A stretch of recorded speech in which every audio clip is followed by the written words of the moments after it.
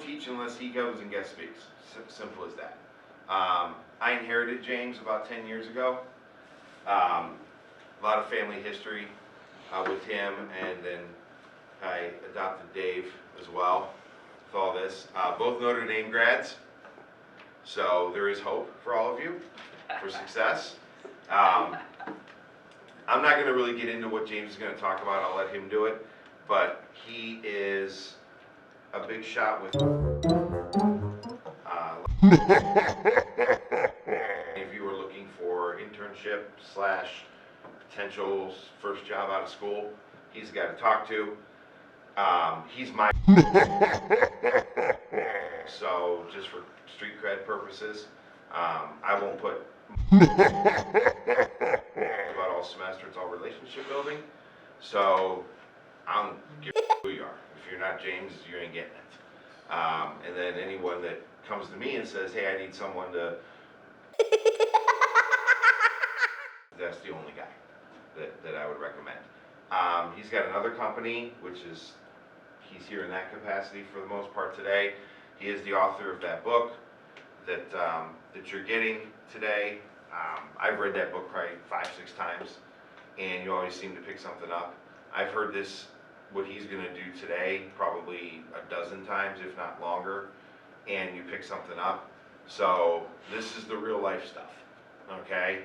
Textbooks are cute, professors are nice, college is fun. This is the real stuff that you need to succeed in life, okay?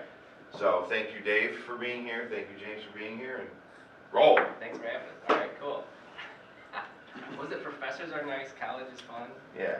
First nice, college is fun. This is the real stuff. Yeah, this is the real deal here. So thank you for being here. Obviously, I know there's a lot of, college is fun, and class was definitely not my favorite part. It was not my strong suit. I'm going to start off with a little breathing exercise, a little visualization, a little mindset fun here, and then we'll get into what I'm talking about. So there's what's called a clearing breath. So come on in, and you win a prize. So a clearing breath, you breathe in for 8, hold for 2, out for 6. We're going to do that 3 times. And what I want you to do is close your eyes, and I want you to visualize. So if you're a manager, you're a leader, like I want you to visualize whether it's 5 years out, 10 years out, like when you are the king or queen of your domain of what you're in this class for. That's what I want you visualizing, and that's how I want you to be today in our conversation. It's going to be very interactive too. So I'm going to do it because I'm going to visualize not screwing up this conversation with you, not ruining my opportunity to help you. So all right, ready? So we'll start with that first breath. So in.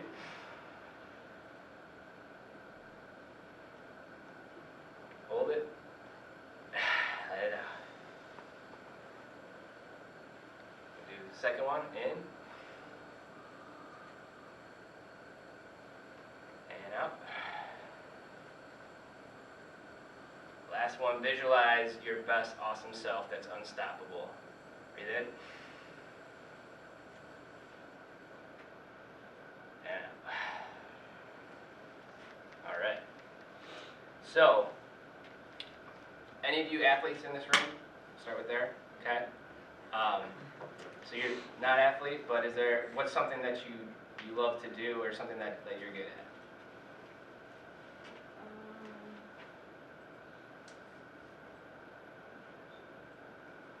Do you excel in class? Okay, so you're good at doing schoolwork, coursework, focus, right? So are you good at that because you just started today, or is it because it's been a lifelong commitment of being, like, getting better at it? Yep. So that's where, just think of, like, I always saw the classroom now is like you're the brain athlete, right? It's a mental gymnasium, so to speak. I ran cross country and track here, so it was a mental track for me. And I'll give you a little more of my story, but where this clearing breath came from, where I stole it from, is he was the mindset coach for the St. Louis Cardinals when they won all their World Series. The book is called Organize Tomorrow Today. Tomorrow Today. Very easy read, good read, but just think of like wherever you're at in whatever you excel at. You didn't start there, right? You had to go to the gym first. You had to learn how to throw a football. You had to learn how to, throw a baseball, whatever it is. Has anybody ever told you, like, when you're all fired up, you're like, relax, right? Take a deep breath. Problem is, if you haven't been practicing, relaxing, staying calm, and taking a deep breath, what does it do? Yeah, it makes you want to punch that person. So, which again, I was reminded of by my brother when I have a 5-year-old and he's playing soccer, and I'm trying to it's my first experience as a parent, not a coach. So I've coached track and cross country for at the high school level, and then ran cross country and track here. So I was always a better coach than an athlete, or coach than a player. But he's throwing a fit because he's 5 years old, and the other team scored a goal. He's mad. So I'm like, relax, calm down, right? Like, no. And then did it work? No. He just got more mad. So that's where any time you think of it, make it a everyday practice multiple times a day. Just walking down the hall in between classes, do 3 clearing breaths. And what happens is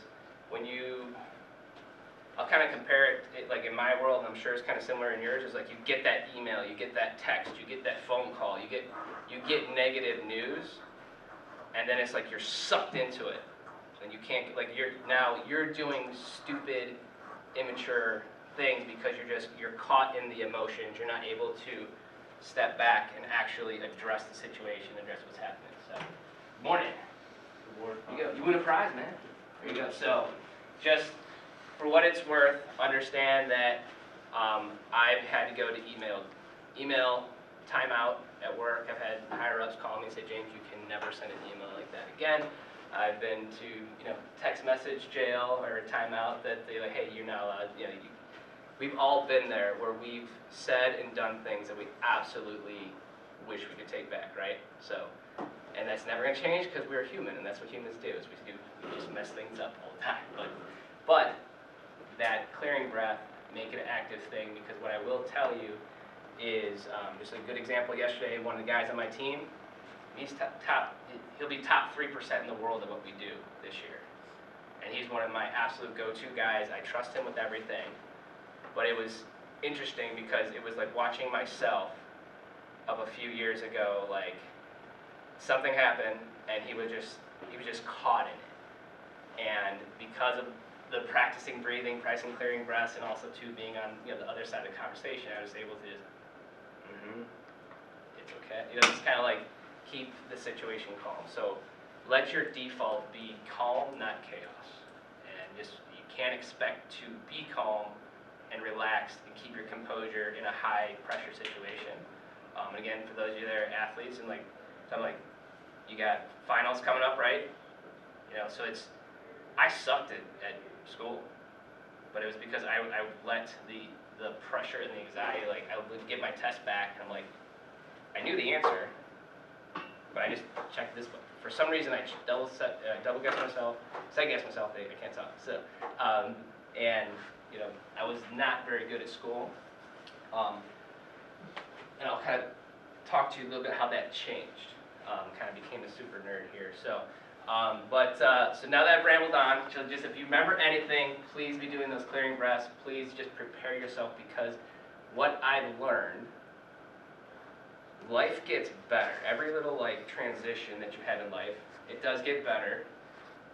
You're going to achieve a lot of cool stuff, but it gets harder. I always wanted a house. Guess what? There's a lot of stuff that comes with the house. There's a lot of money. There's a lot of things that break. And I always wanted to get married. There's a lot that comes with marriage, all right? Marriage is a full-time job in itself. I have a 3-year-old daughter and a 5-year-old son. I always wanted kids.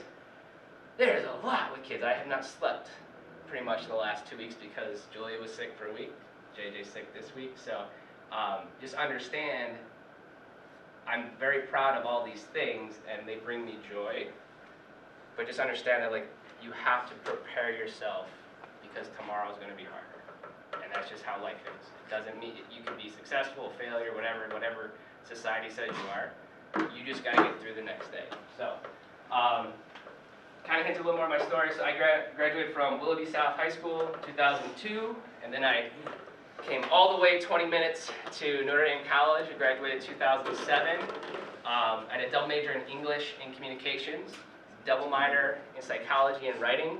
So you are already a million years ahead of me by taking this class because I didn't take any accounting classes, no business classes. Personally, I thought business was for people who were evil. I thought money was for people who were evil. That was just how I was kind of raised. It was like, money is the root of all evil. And no one told me this, to attach it to business, to attach it to success, right? So you gotta make sure, too, if you have any of those things in your mind that are holding you back from a lot of things you can achieve in life, because when you were little, someone told you something, they said you couldn't do it, or that's for that type of person, not you. All right? I always took it as, if you tell me I can't do something, now I'm interested. You tell me something's impossible, now I'm interested. So, obviously, embrace the positivity that people give you, but if someone's telling you can't do something, you suck at something, or whatever, like, either A, be like, you know what, they're right, and I need to stop doing this and get into the channel capacity thing, or hey, you know what, I believe in myself, I know in my gut, I know my instincts tell me that I can do this, and I'm going to prove everybody wrong. The last 15 years, that's been my mission in life, is I'm going to prove everybody wrong.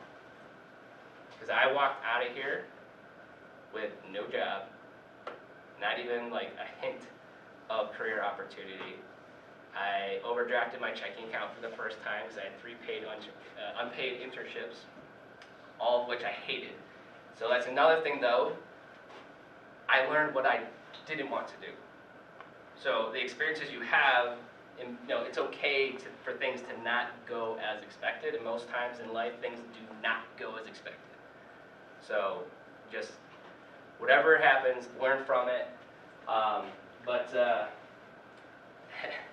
Went here 5 years like an idiot because I wanted to redshirt for cross country and track because I was a distance runner that was kind of fast. So I pulled my hamstring, and so added more student loans to my life, and not a wise management business decision, right? So, but what it did do is it just got me very much involved in school. So the second thing I'm talking about here is the 2 things that change your life. You were here for it. Who wants to guess the 2 things that change your life? Marriage changes your life completely. Okay, so that is, yes, books you read and people you meet. So you're both correct, so you win another book if you want it. So good job. So, but yeah, when I met my wife, my life got way better. I stopped doing a lot of stupid stuff, right? I started being accountable to, like, hey, maybe I should, get better at this, get better at that. So she, some people are gonna make you worse, right? There's friends and family that I've had to pretty much cut out of my life. People that I love dearly, high school friends, college friends, like best buds. I have had to stop hanging out with them because guess what? Who you hang around is who you become. All right, so this is another thing that I've learned is like they'll talk about have a personal board of directors. So think like always have the 5 people in your life. They're like, these are the 5 people that bring out the best in me, and try and hang around them the most. So, but yeah, so books you read, people you meet. The reason I wrote this book was because when I walked out of here, I was expecting, when I was crossing the stage, getting my degree, I was like, man, like every company on the planet's like, James Schleicher, you're a president of student government, captain on the cross country and track team, double major, double minor. I got the Who's Who award for colleges and university. I got the Kappa Gamma Pi, which is like the National Catholic Honor Society. What else? Excellence Award in English. That was nothing. I sucked at English, but then that was a big thing. People say, like, why are you English major? You're not very good at it. And then magically, I'm like, I want to get really good at it because you just said that. So, you know, I had all these awards. My resume, I graduated with honors. My resume said, James Schleicher is a leader, ready for management. You know, so I was like, where's my 100,000 plus salary, and where's the 100 people I'm going to manage? Because I've proven on my resume on this piece of paper that I'm a leader. And how many enthusiastic, ready to pay me 100 grand plus employers were waiting at graduation for me? So, very depressing moment for me, thinking that I had done everything I was supposed to. I mean, I did everything I was supposed to do. Have you been there where it's like, I did everything I was supposed to do, and yet, what was supposed to happen didn't happen, right? So I talk about outcomes, expectations, like, a lot of life goes opposite of how you want it. So, I had no idea what I was going to do. My communications internship got me into business, and again, my internship, I hated it. So sometimes it's not necessarily like the industry that you're in, the business that you're in, it's what company you're working for, who are you working with, and then also, like, are you passionate about the product or service that you're offering? Do you feel like you're actually changing lives, kind of thing? And I talk about that in my book too. I had no idea what I was going to do, but I vowed to myself, 10 years from now, I'm going to come back to Notre Dame College, and I'm going to speak, and I'm going to tell people how I figured out how to be successful. And I actually did that. George, that was Pam's class. I was suit and tied up for that one too. I was serious. 10 years later. So again, where I started when in business was I was nobody. I had no clients, no connections. Didn't know anyone with money. I didn't have a business brain cell, a management brain cell in that existed. Okay. However, I was just determined to learn as quickly as possible. In the book, I talk about success through failure. I'm the biggest failure you ever meet. I'm addicted to failure. And you need to be addicted to failure as well, because that is how you learn. And that's how you get really, really, really good at whatever you're pursuing. So that's my goal with the book is everything I wish I knew when I was you is in there. When it comes to how do you build a network, how do you build a career, how do you build a business. I'll talk a little more about that. 50-year life plan. So talk about the people you meet. So you can do it. You can do it, man. I've been there, man. That's like Sydney class. You can do it. Everybody shake your sillies out. We good? We good? We awake? All right, cool. We're good, man. I got you. So 50-year life plan. I'm right here. How old are you? 19. 19. Okay, so 50 years, how old will you be? 60, 69. All right. So 69 years old. Do you think you'll be alive at 69? Hopefully. Hopefully, right? Yeah. What would you miss? 21. So how old will you be? 71. All right, cool. Eagles in the back. How old are you, brother? 21. 21. Okay. So again, let's talk about like visualization, the mindset, doing those clearing breaths. People you meet, books you read. There's a great group, I'm assuming still around, it's called the Cleveland 2030 Club. So it's like a young professional networking group. So wherever you're from, there should be some type of young professional networking group. If it does not exist, that's a great opportunity for you to start one. Okay? What happened was we had what's called like these CEO dinners, and it was like I got to have dinner with the CEO of Sherwin-Williams. I had to have, it's the CEO of Eaton Corporation. Basically, all these big companies. I mean, these guys and gals are making buku bucks. I think Dr. Roth, who's the former president of Notre Dame, we had him come in. The president of Case Western. It was really cool. You get to learn a lot. Okay. But there was the former president of Shell Oil who came in, and he was the one that really, of all the people I met, like he was the one that like really, really spoke to me. and he said, he was talking about how, you know, he was pretty much the head, you know, second in command, or kind of the head of, I think, HR or some type of career, something for General Electric.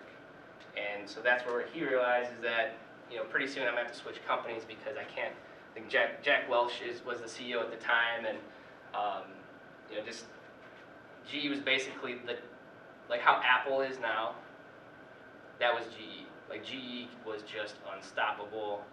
Just everything about business was like, just do what GE does and you'll be successful. What GE did, short term worked. So I'll give you a bonus here. If you are just going to be a manager and manage things, you will forever be in the short term. If you are a leader, so when I pulled in, home of champions, right? Notre Dame College. What's up?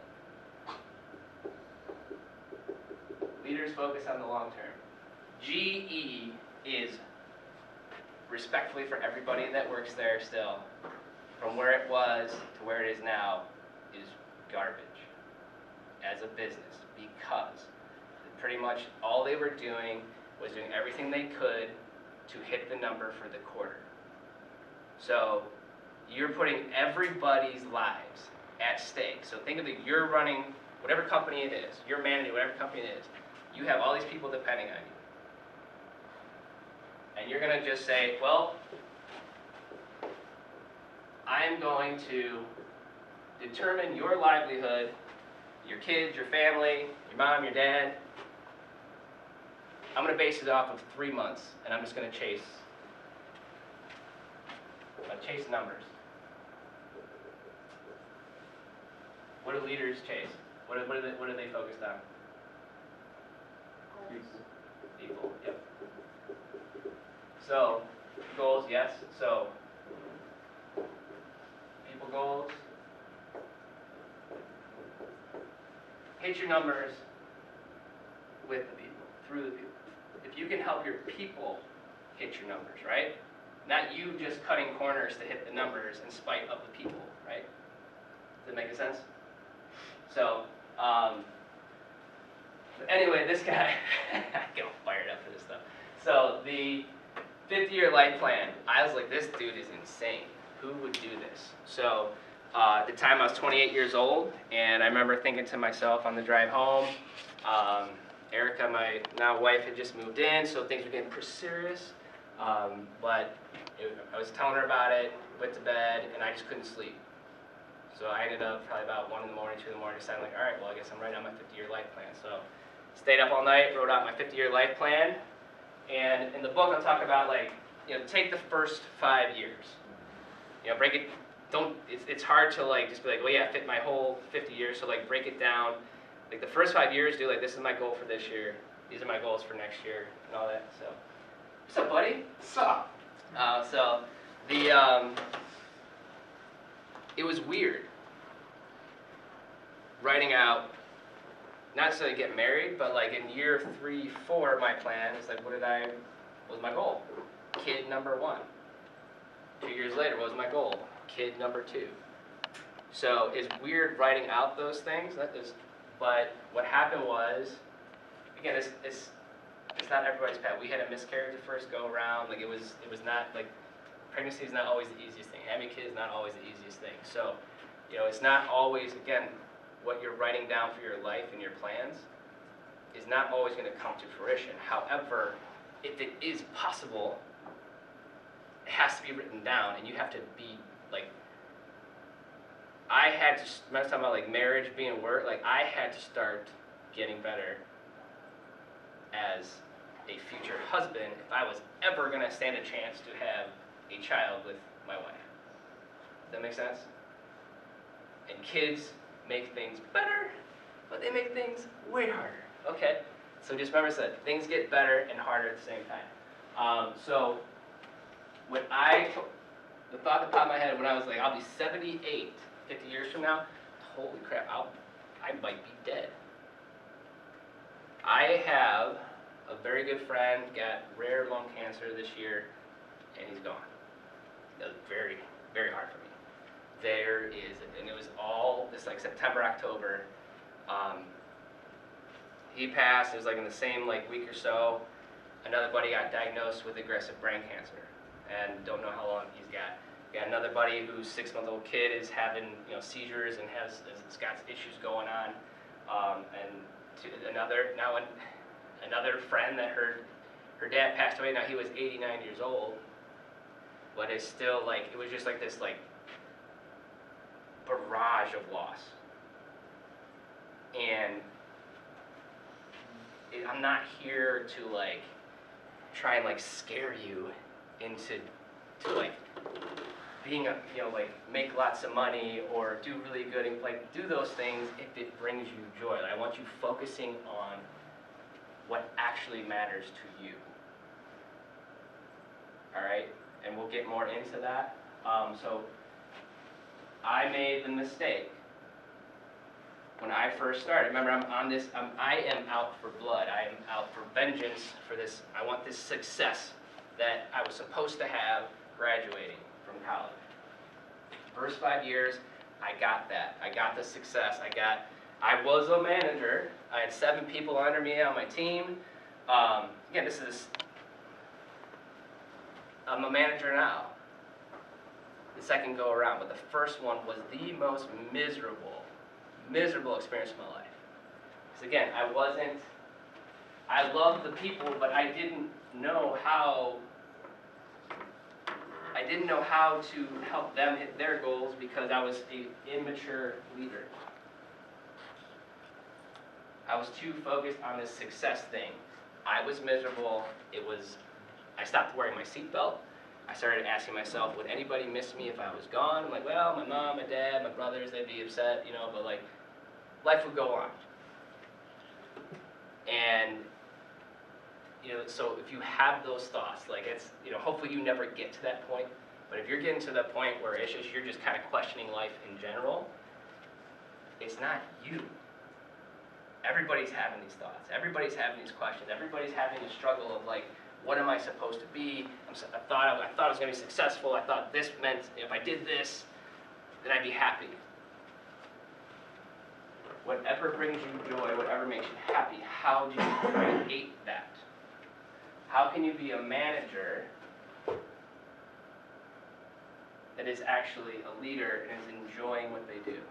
My first go around, 2009, 2011, I was in this bubble. Because I was doing what I was supposed to do. I was doing what the textbook taught me. I was following all the processes and procedures, right? General Electric, remember? I'm following all the processes and procedures. You said 10% worst performers, fire them all. I did it. Everybody's fired. We fired, but things are crumbling.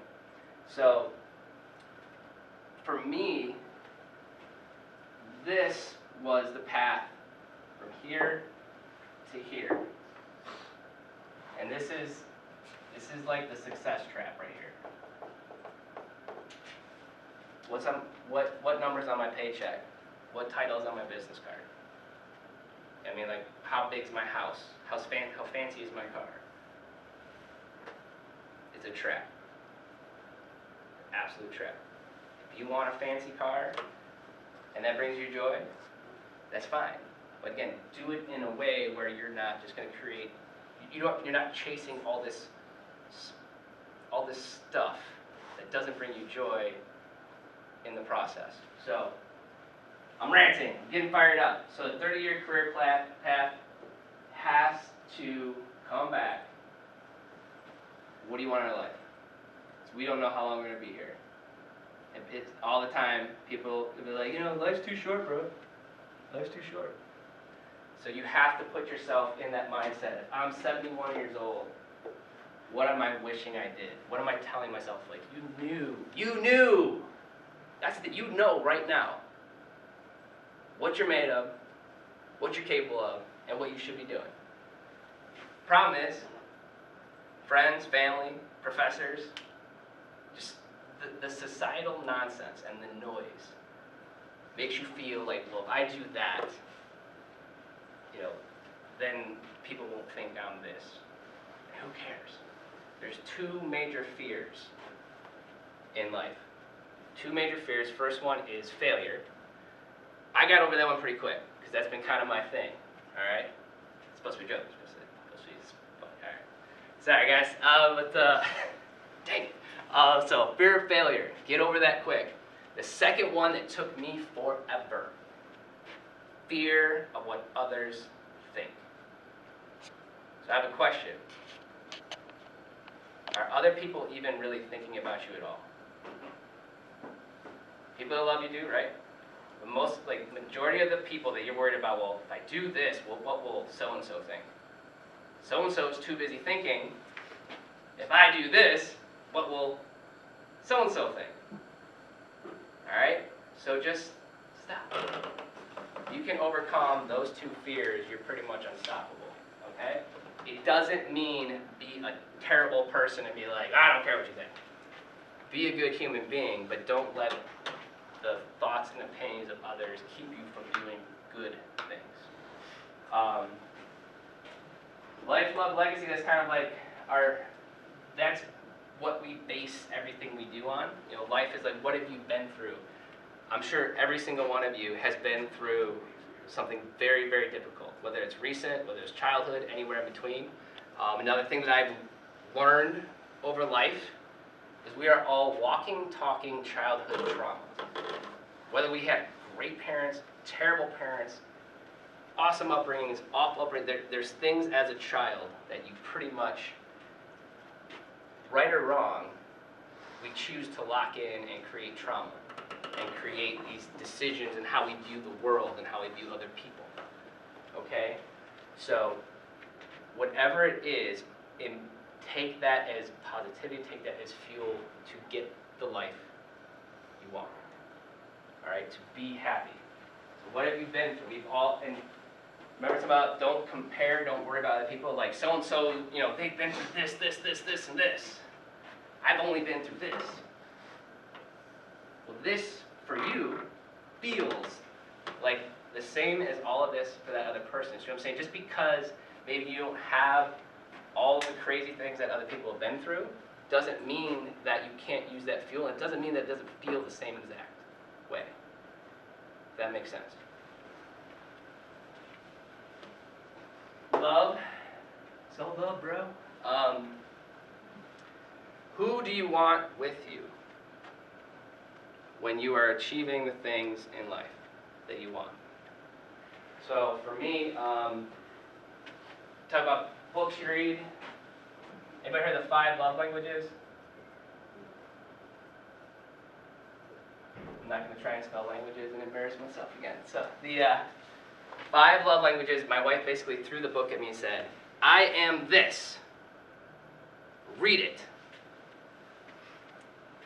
There is, there's touch, words of affirmation, acts of service, gifts, and quality time. Yes, thank you. So, again, I'm on this vendetta for vengeance to come back to Notre Dame College in 10 years. So, I worked every day. Early as I could, late as I could. I worked every weekend. For me, life was work, because what I was doing at work was going to give me the life and I don't do it in a way that ruined your life, but just, I knew that if I was going to succeed in the industry I'm in, the business I'm in, if you haven't made, basically the first 5 years, one or 2 out of 10 is going to make it. And even less is going to make it that far. So I knew that if I wasn't putting everything into it, I didn't stand a chance. Okay? And that's any business, any industry, majority fail within the first couple of years, and very few make it 5 years. Even fewer make it 10, and fewer make it 15 and beyond. Okay? So think about, your Kodaks, your Kmarts, like, there's companies that were around for hundreds of years. And they ended up going out of business because eventually they stopped evolving. So always evolve, always adapt. So I had this vision, right? Mindset, bro, vision, bro, don't keep me from my vision. I was gonna be number one, I was gonna be top in the world, and I was gonna be successful. And I pictured, so in the spring next year, I will officially be receiving the award as the number one manager, which I hate that word, I hate management. Number one leader of our team that's been number one it'd be 7 years now in a row in the country. So for our firm, we're the number one team in the country. We're ranked top of 6% of the world. We ratcheted up to top 3%. This year, I'll be very close, potentially top 1% in my industry this year. The problem was, and I write about it in that book, my wife told me as I'm leaving for work, she said, I feel disconnected. We've been married maybe 2 months at that time. Disconnected. My man brain can't comprehend what does disconnected mean, right? So I'm like, well, just plug it back in. Plug us back in. We'll be good to go. So you're going to have to make sacrifices. You're going to have to change. You're going to have to adapt if you want the people you love. Right, so I have in that picture, envision you're at that position you've worked your entire life for. You're there. Are you alone? And if you want to be alone, cool. But for me, when I envisioned it, I saw Erica with me, and my kids weren't born yet, but like I saw a family. Like that's what I wanted. So I had a choice, and it was not easy, and I fought it because what I had to realize was I was 7 years into my 10-year vengeance quest. So my excuse, which I thought was a good reason, was like, hey, I only have 3 more years. Because I was going to do everything I could for 10 years. If my business sucks, it sucks. If it's awesome, it's awesome. But just, I have to work every moment for 10 years. Had I done that, would I have the family I have, and would I be speaking to you today about being happy and having joy in my life versus just chasing success? Would I be here today had I not changed? I'd be in a ditch somewhere. It would not have been pretty. So that is one thing that I will beg you. We have to change what we're doing if we want what we want out of life, the success, right? The vision. But if we want the people in that vision with us, we have to work together with them. And we have to. I'm up at 3, 4 in the morning now. Our CEO, is about 2014, we won like this big award thing, and I was sitting next to him, and he said, man, you're always up at 4 in the morning. Like, how do you do it? He said, my family doesn't miss me when they're sleeping. And that was probably, talking about books you read, the one line that changed everything, because Erica's love language was quality time. And what I found later, very close second love language is acts of service. I hate doing dishes. I hate doing housework. I hate it. But guess what makes Erica just fall in love with me over and over again? Is when she gets up and like, hey, did the dishes. My son had an accident in the bed the other day, and it was the sexiest thing I could have ever done for my wife. Came around the corner waking up, hey, I washed all the sheets and everything, and now they're in the dryer. So, again, you're going to go through different phases of life of what's hot and what's not. But just, for me, I want her on that stage with me this spring, and how do I do it? Is I got to wash a lot of dishes. All right? If that's what I got to do, that's what I got to do. All right? So this helping, this making sense. All right? It's silly as it might sound. It's reality. So legacy.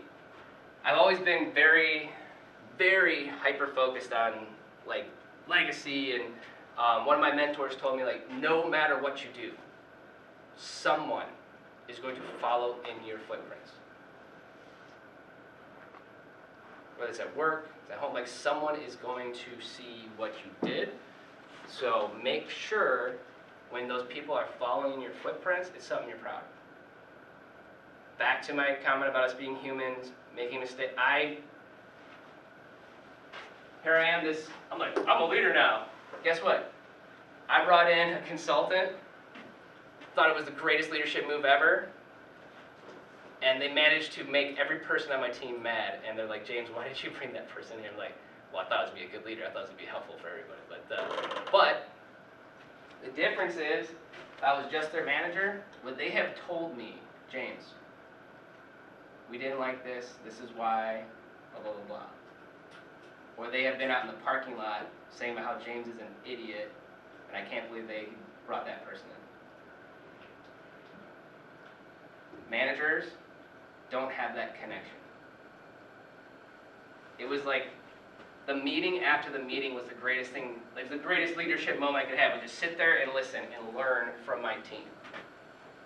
Okay? Because again, I gotta have this 5 love languages thing with my team, because I have how I'm showing love and giving love and trying to support them, but everybody's different, right? So if not all of you, if I brought you this sweet gift of a book, some of you, if your love language is gifts, you're like, this guy's awesome. And for those of you that your love language is not gifts, you're like, this guy's kind of a tool. Like, who wants a stupid book kind of thing. So, but the legacy, I want you to make, this is my next phase is publishing a bucket list book. Kind of taking this a step further. Because what I went through these last few months, it really helped me realize, like, talking to them, talking to their family, just like, they did everything right. They did everything they were supposed to, and they got robbed. They got robbed of life. So, the bucket list doesn't have to, like, don't be the cliche, remember talking about don't be the cliche, whatever? Don't be like, oh, it's a bucket list, so I should travel the world. Like, if you hate travel, don't put that in your bucket list. Or like, you can just like, make it more personal to you, and on your bucket list, you can make it just some, like, make it like these micro things to cross off to get you to this huge thing that maybe you're working towards, all right?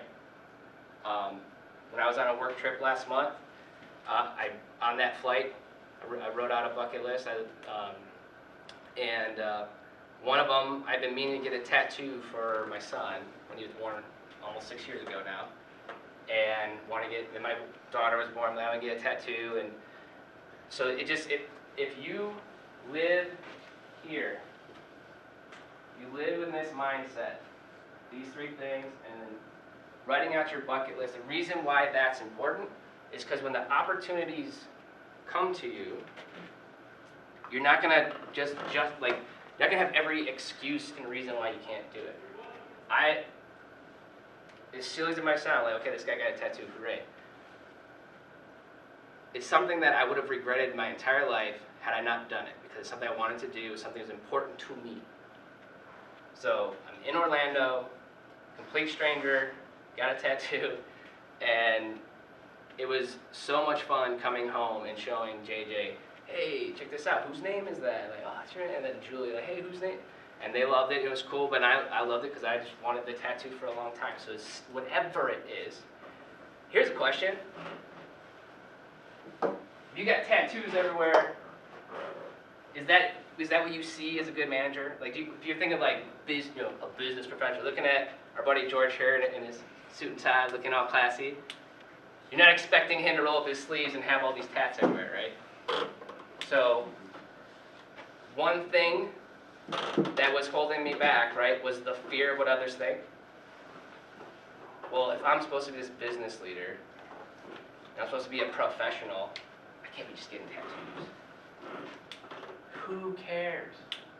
You don't like my tattoos? Don't do business with me. You're not doing business with my tattoos. All right, so that is one example of your bucket list doesn't have to be anything crazy, but it's one of the most fun things for me. I would never have done it. I'll schedule when I get home. Guess what? You get home and life happens and you're just, get it on the calendar. That's the one thing I'll tell you too. Any bucket list items, Get it on the calendar. Get it on your schedule. Do it. So, everybody, glad that I'm done ranting now. Any questions here? Is it making sense? All right? I'm hoping this is a very different conversation than you've had in any textbook or will have in any corporate training. All right? So, what I'm going to do, I like to go around the room, and I want you to just, again, give me something that you're like, what do you think of? What's a good, what is a manager? Or what's a management description?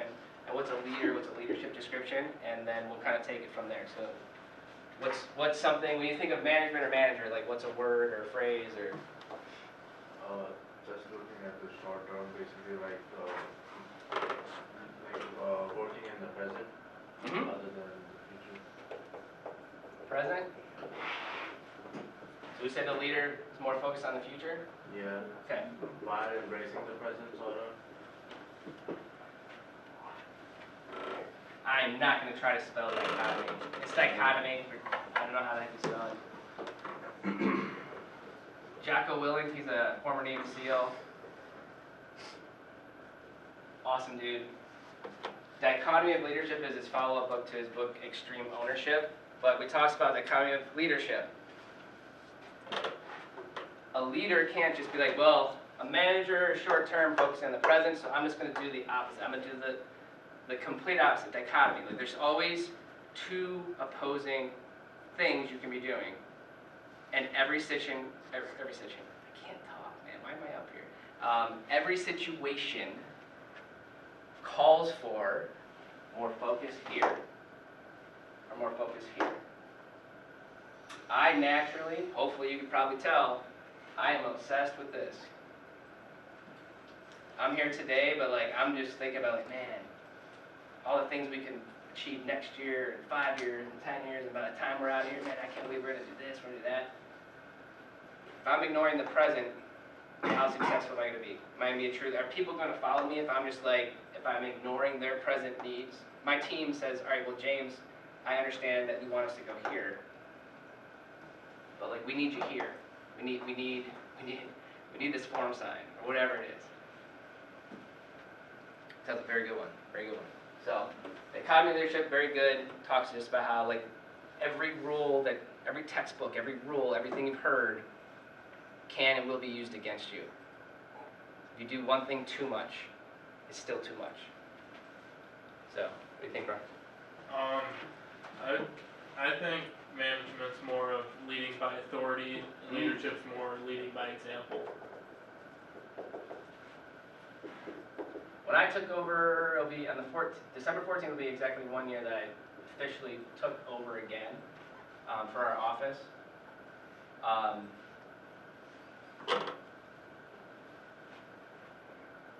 Did we stay number one? And the best thing I've achieved this year is feedback from the team saying, you have done more than I ever thought you would for me. You have helped my business and you've helped my family more than I ever thought you would. So like when that transition happened, were they excited about it because I had a lot of authority? Or it's because I've been leading by example for the last basically 10, 12 years. So again, if you are determined to be a manager or a leader, have a leadership status position one day,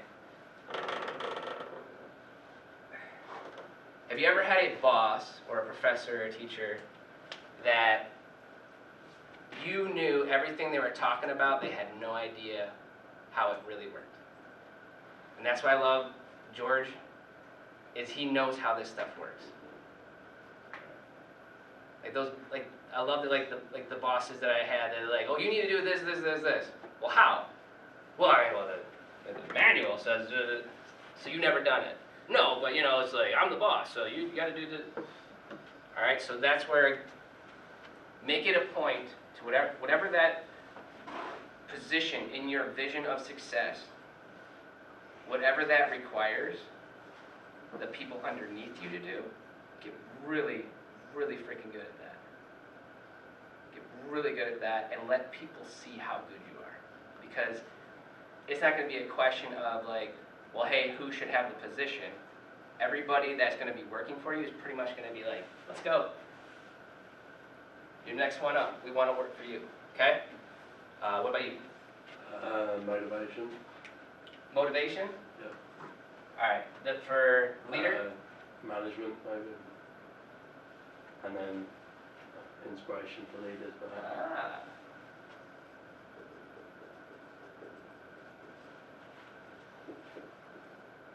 Dang it.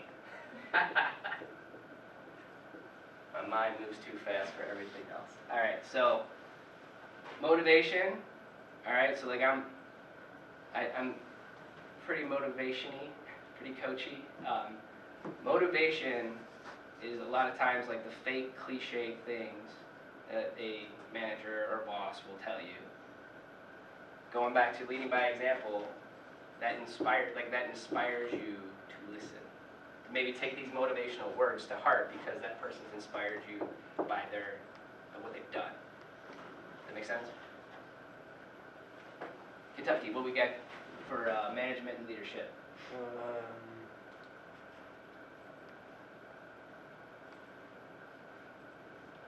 I'm not gonna lie, but I want to come back to me on that.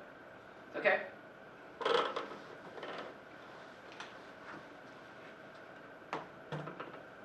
How do I want to say this? That was a good example of leadership.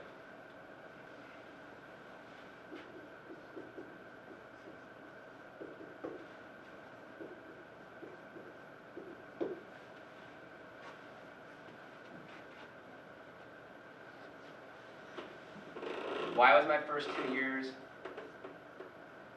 of management miserable? Tried to say you knew everything. I tried to pretend that because I read the manual, how things are supposed to work, that I knew how it worked. All right? So I would say, they don't necessarily say I know everything, or maybe they're like, you could describe them as a know-it-all. Here's another thing, management, business, career, whatever. Do people like know-it-alls? They might love them because they know they have the best intentions, but they don't like hanging out with them. So don't be a know-it-all, all right? And I take so much pride in saying these 3 words. I don't know. But Gary knows, Jess knows, Lori knows, Mike knows, Pat knows, Kim knows. I can inspire my team and the people that I'm talking to work with them by saying, I don't know. If I just kept everything to myself, is my team going to learn anything, or are they going to be inspired to follow our vision? It's not going to happen. So, North Face. I could say management is a position that you is put in, so I feel like management is like forced, like you have to do it, and leadership is wanting to do it. Like you want to be a leader, you choose to be a leader. You have to. One. There were so many times in the last decade of me not having the official title of running the office and getting all the rewards that came with it if our team did well. A lot of times I'm like, why do I do this? Why am I doing this? Why am I dealing with this headache when I could be just doing my own thing and not worrying about anyone else? Because I want to. At my core, I want to help. It is no fun for me if it's just me. So that's another thing too. If you're, especially like if you are more of a team person, I think is it the movie, is it Minor League? It's like the Will Ferrell Minor League Basketball. Is that it is, and they're on the bus and they're fighting in the back, and Will Ferrell just like everybody love everybody. And that's me. It's like everybody love everybody. Everybody get along. All right? We're going to the top together. I don't care what you say, But I do have to care for So no, it's good. So Eagles. I was gonna say, I would say management is like reactive, Mm. and like leadership, you gotta be proactive, like ahead. Proactive.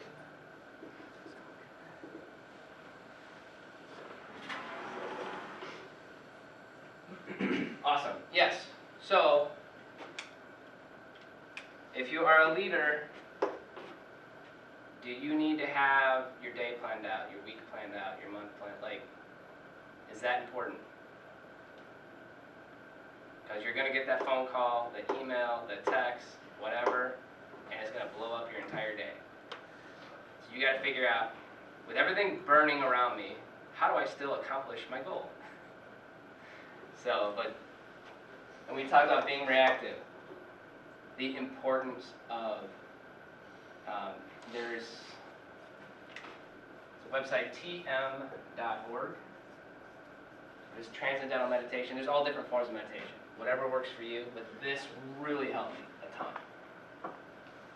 Not to get, when you're reactive, you're getting sucked into the situation. When you're proactive, you're actually taking a step back, looking at the situation like, well, that's messed up. So-and-so's mad. This didn't work. I completely dropped the ball here. Okay, so this is what we're going to do. We're going to apologize. I'm going to say, yeah, sorry, I stole one of it. It's like, I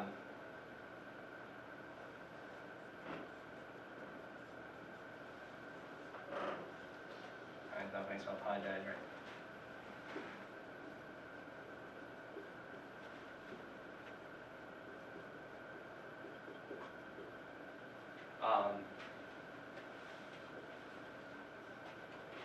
I don't care if it's my fault or not. If I am supposed to be the leader, whose fault is it? I had nothing to do with it. Whose fault is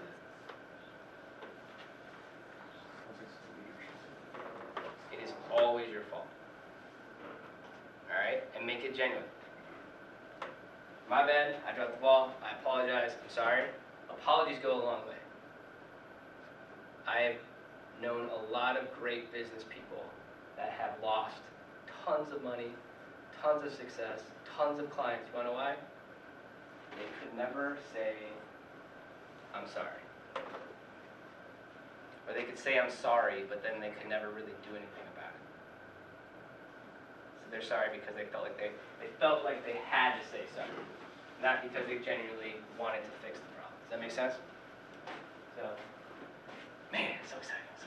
So, hat and glasses. So kind of like management's kind of like pushing the blame to somebody else, Mm-hmm. but like you're, as a leader, you're taking it, even if it was, like you said, it wasn't your fault. Can't read, can't write.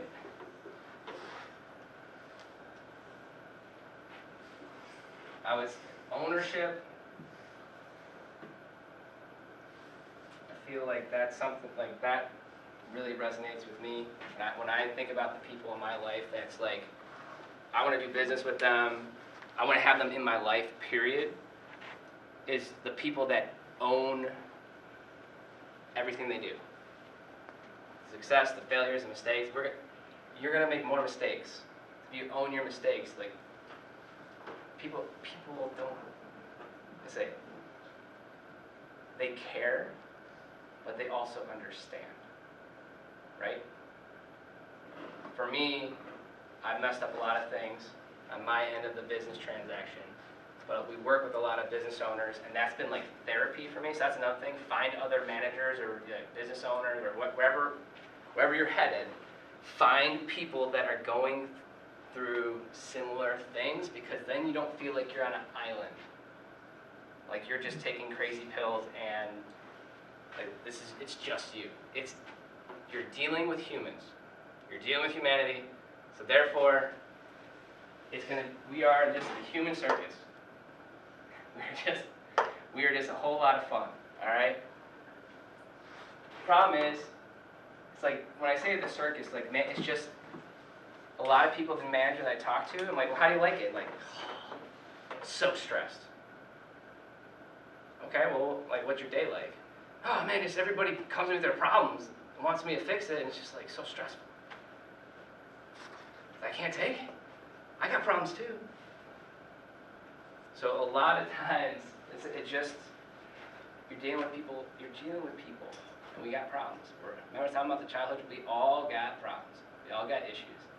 So it's helping people achieve whatever their, that championship that they want. They want to help them get that in spite of all the human flaws that we have.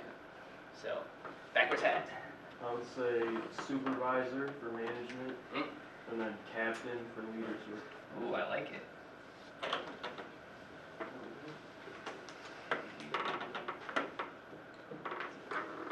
Does the supervisor go down with the ship?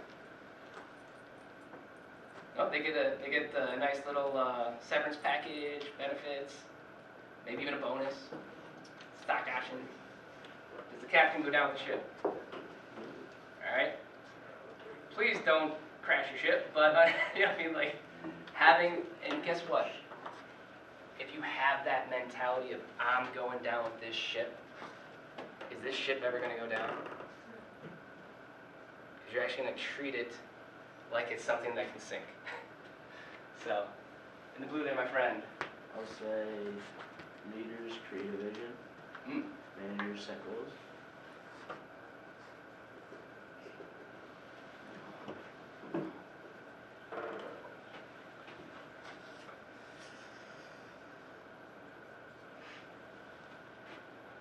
What I will kind of piggyback on here, a lot of management, they're administering your goals because their manager said we have to hit these goals, because that manager's manager said we have to hit these goals, because the vice president said we have to hit these goals, because the CEO said we have to hit these goals, because the shareholders said we have to hit these goals, right? So when I'm setting my goals that were basically given to me, is that creating inspiration in me? Is that making me want to be a champion? Or is it more like, hey, what do you think? What do you want your year to be like? What do you want your goals to be? This is what corporate wants, bro. But like, how do we make it fun?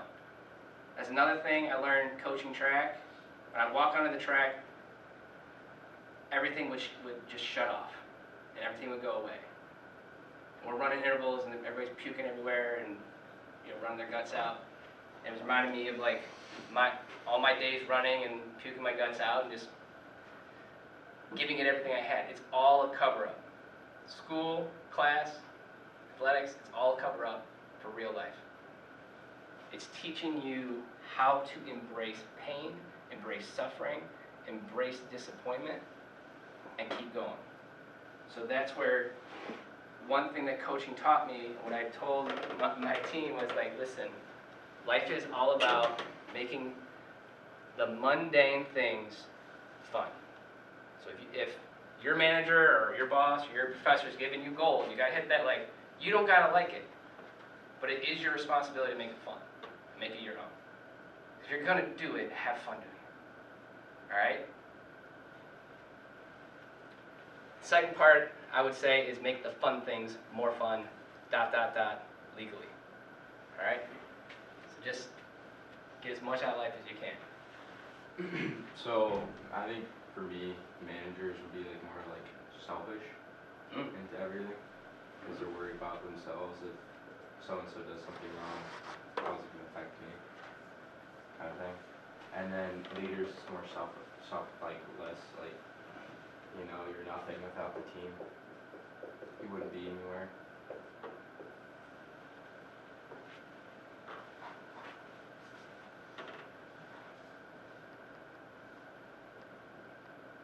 Does anybody know someone like this? Does anybody know someone like this? So, this is a very good one because majority of the people, in my And really, it's human nature. Human nature is, it's me first, right? What's in it for me? So we can't deny that, right? Because that's just, we're humans, that's how we're wired, that's how we survived, right? Is we have to keep ourselves alive, it's a survival mechanism. But there's so many people that are so miserable, and it's one thing, it's this. They walk around wondering why everything sucks. It's because you don't always get what you want. You get very little of what you want. So, focus on how it's hard. This is probably one of the, I would say, if you're like, how would James' team describe him? Here. My extreme loyalty, extreme, it's also gotten me burned very badly. So when I was talking about like your strengths will also be your weakness. In certain situations, your strengths will be your Achilles heel. All right? But what I will tell you, I could default to here, and I'll never get burned again. No one will ever take advantage of me again. But I'll tell myself. Selfish people get taken advantage of? Everybody does. All I care about is this. So if all you care about is this, when these things go wrong and these things backfire, guess what? You're going to learn from it. You're going to beat yourself up. Stop doing that.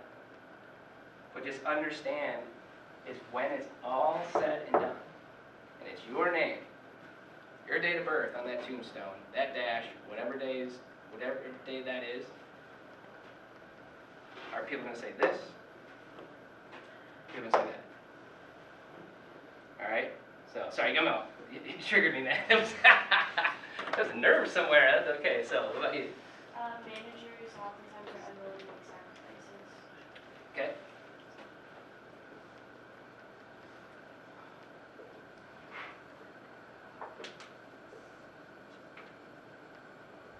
Okay. And the leader would. What's an example you could think of? I think George talks about it all the time, that if someone's not able to do their job, a leader has to be willing to step in and do it themselves. They have to take that initiative to pick up the slack when not everyone's able to do their job. Yep. So if it's meant to be, it's up to me or something like that. Then there's no I in team. So what do? Going back to this, it's a balancing act of learning. The sacrifice I had to make was not stepping in. Selfishly, I got a lot of satisfaction out of being the guy, the face of the business, right? I wanted to jump in and save the day. I wanted to do it. I'm not above paperwork. I'm not above running meetings. I'm not above making phone calls back. But how is my team supposed to shine? If I'm just spotlight's moving, I'm just right. Dave's moving the camera. I'm like, hey, Dave, what's up, man? Was anybody that kid? My brother Joe, I love him dearly. He was that kid where there's a video camera going. Like,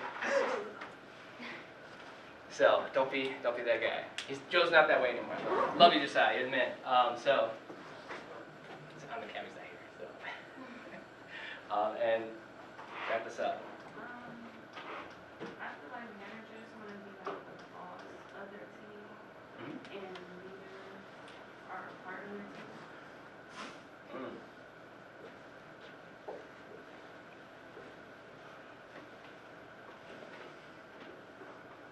So they're like a partner. Sorry, Notre Dame, this is terrible advertising.